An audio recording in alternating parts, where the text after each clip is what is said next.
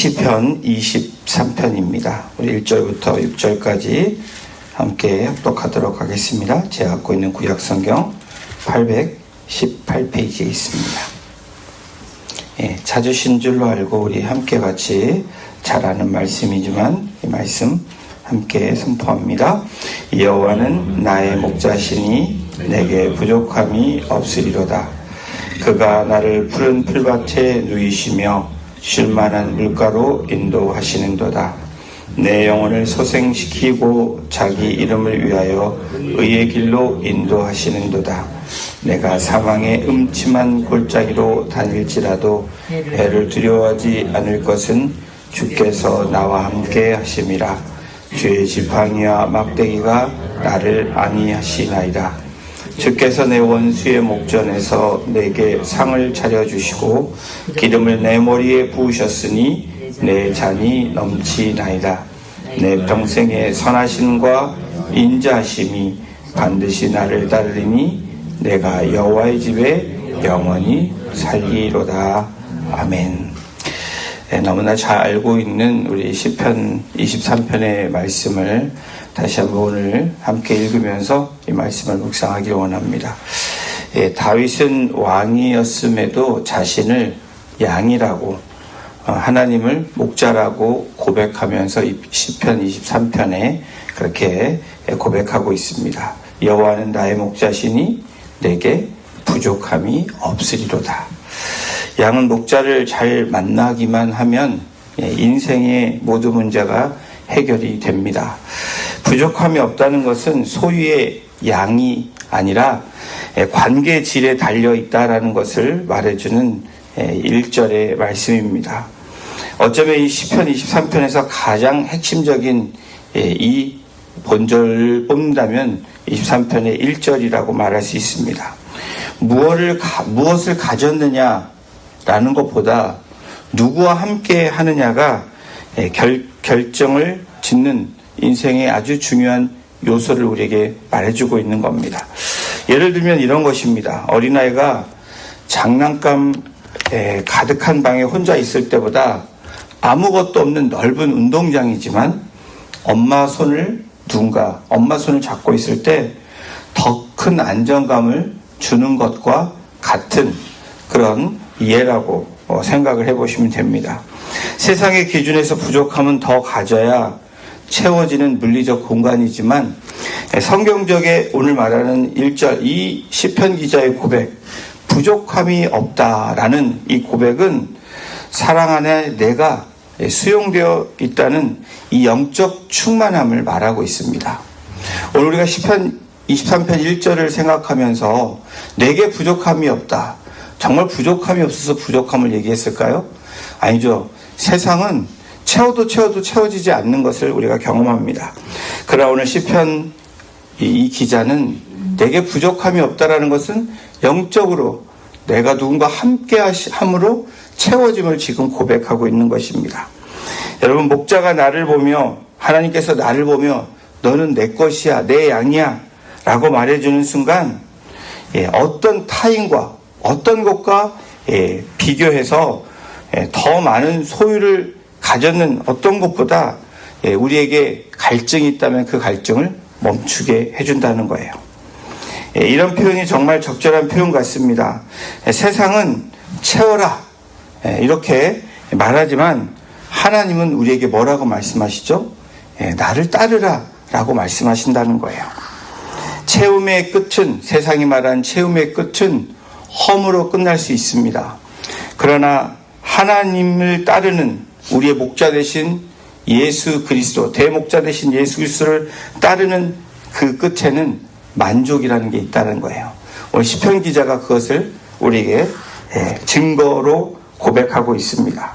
이와 같은 부족한 목자와 함께 살아갈 때 시편 기자는 다음과 같은 충족을 느낀다고 합니다. 이 목자와 함께 살아갈 때, 양이 목자와 함께 할 때에 어떤 충족을 느끼는지 이 2절 3절에 이렇게 말하고 있습니다. 우리 2절 3절 함께 같이 읽어보겠습니다. 그가 나를 푸른 풀밭에 누이시며 쉴만한 물가로 인도하시는도다. 내 영혼을 소생시키시고 자기 이름을 위하여 의의 길로 인도하시는도다. 이 양이 목자와 함께 할 때 쉼과 회복을 주신다라고 이렇게 고백합니다. 쉼은 어떤 쉼입니까? 푸른 풀밭 그리고 쉴 만한 물가라고 이 시편 기자는 고백합니다. 양은 배가 고프거나 목이 마르면 결코 눕지 않는 그 습성이 있다고 합니다. 목자는 양의 가장 기초적인 이 결핍, 바로 이 식욕과 갈증을 해결해 주는 육체적인 해소를 해준다는 거예요. 다시 말하면 생존의 쉼을 허락하시는 이 목자의 모습이 나옵니다. 또 양은 또한 물소리가 거세면 겁을 먹고 물을 마시지 못하는 습성이 양의 습성입니다. 목자는 물살을 막아서 양이 안심하고 물을 먹을 수 있도록 해주는 목자의 역할이 있는 것입니다. 어떤 회복입니까? 길을 잃고 방황하는 우리에게 길을 제시하는 참된 목자가 바로 우리 주 예수 그리스도라는 것을 우리가 기억해야 됩니다. 또한 이 생명의 회복도 허락하시는데 이 양이 뒤집히면은 다시 일으켜 세우지 않으면 일어날 수 없는 것이 양의 또한 습성이라고 합니다. 양은 몸이 뒤집히면 스스로 일어나지 못하고 자기 스스로 회복하지 못한다고 합니다. 누워있으면 가스가 차서 죽게 되는데 목자는 그 양을 발견한 즉시 다리를 주물러서 다시 살려낸다고 합니다. 양이 목자와 함께 할 때 쉼과 회복을 주신다고 약속하셨습니다. 또한 양이 목자와 함께 할 때 동행하며 보호해 주신다는 것이 오늘 시편 23편의 이 핵심입니다. 우리 4절 함께 같이 읽어보겠습니다. 내가 사망의 음침한 골짜기로 다닐지라도 해를 두려워하지 않을 것은 주께서 나와 함께 하심이라. 주의 지팡이와 막대기가 나를 안위하시나이다. 신앙생활, 우리가 신앙생활 하고 있습니다. 신앙생활을 하듯 우리가 해도 골짜기를 만나는 것이 우리 그리스도인의 삶입니다. 하지만 목자가 함께하면 그곳은 어떤 자리예요? 죽음의 골짜기가 아니라는 거예요.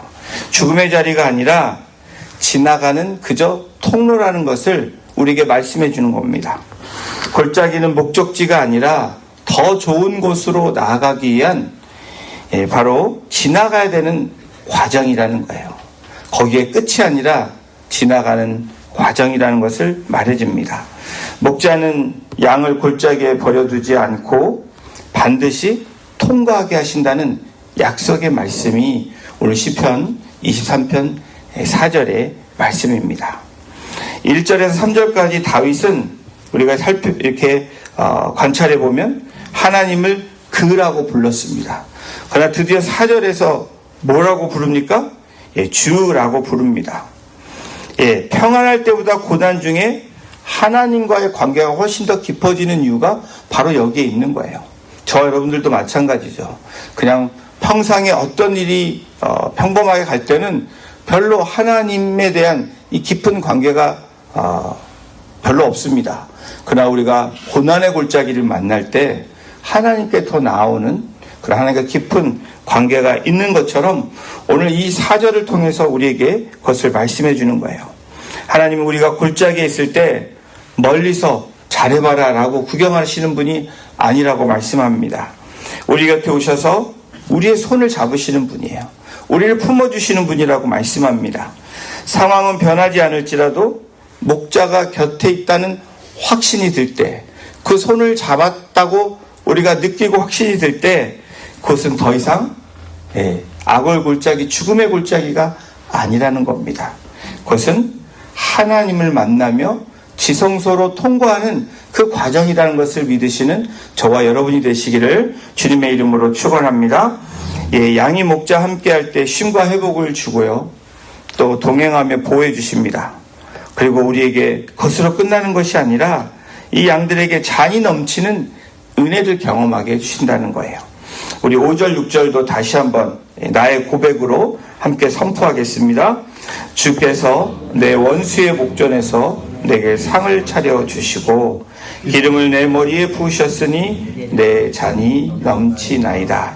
내 평생의 선하심과 인자하심이 반드시 나를 따르리니 내가 여호와의 집에 영원히 살리로다. 아멘. 내 잔이 넘치나이다. 내 잔이 가득 찼다. 이게 아니라 넘친다라고 고백하고 있는 거예요. 이는 환경이 넉넉해서가 아니라 하나님의 은혜가 감당할 수 없는 하나님의 은혜로 채워주신 것에 감사하는 표현이 내 잔이 넘친다라는 거예요. 여러분, 우리는 인생에서 때로 가득 차기를 바라는 우리의 마음이 있습니다. 그러나 여러분, 감사는 가득 찰 때 하는 게 아니죠. 매 순간순간마다 채워주심에, 부족하지만 채워주심에 감사하는, 그것이 내 잔이 넘치나이다 라는 고백입니다. 그러면서 선하심과 인자하심이 반드시 나를 따르리라는 이 시편 기자의 이 확고한 고백과 선포가 있습니다. 이 따르다의 이 단어를 한번 살펴보니까 추격하다, 뒤쫓다라는 이 강한 뜻입니다. 내가 하나님의 은혜를 찾아다니는 것이 아니라 하나님의 은혜가 어떻습니까? 나를 끝까지 쫓아와서 붙든다는 거예요. 여러분 믿으십니까? 역설적인 사랑같이 보이지만 여러분, 양의 여정은 푸른 풀밭에서 시작해서 골짜기를 지나 결국 어디에 도착하냐? 오늘 목자의 집에 도착한다라는 거예요. 우리의 인생길이 바로 그런 것입니다. 푸른 풀밭 같은 시작이었지만 우리의 인생의 골짜기를 만납니다. 그런데 그 골짜기는 목자와 함께 할 때 그 집에 영원히 거하는 그런 놀라운 은혜의 과정이라는 것을 우리가 잊지 않는 2026년이 되기를 주님의 이름으로 축원합니다. 그래서 세상의 집은 잠시 머물다 떠나는 텐트와 같지만 목자의 집은 결코 어떻습니까? 쫓겨나지 않는 영원한 안식처라는 거예요. 목자가 곁에 있으면 사망의 골짜기가 우리에게 전혀 우리를 괴롭히는 것이 아니라는 거예요. 그분은 우리를 위해 승리의 잔치를 준비하시고 평생을 어떻게 하신다고요? 은혜의 손길로 우리를 붙잡으시고 추격하시고 붙잡아 주신다는 겁니다. 오늘 그 목자의 손을 잡으시는 저와 여러분이 되기를 주님의 이름으로 축복합니다. 더불어서 우리 인생의 잔이 날마다 내 잔이 넘칩니다 라고 고백할 수 있는 저와 여러분이 되기를 주님의 이름으로 축복합니다. 기도하시겠습니다. 하나님 감사합니다.